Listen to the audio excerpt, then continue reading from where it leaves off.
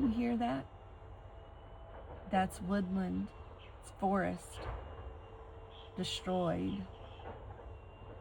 Almost 900 acres, or almost 1,000 acres, 900 and something acres, for solar panels. For solar panels.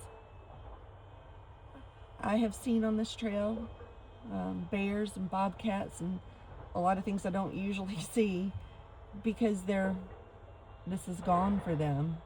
We cut down trees. Not me, I'm against it.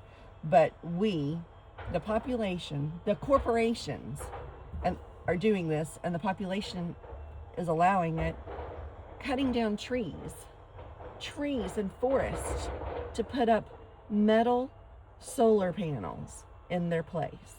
You can't convince me that that's the way to save the environment.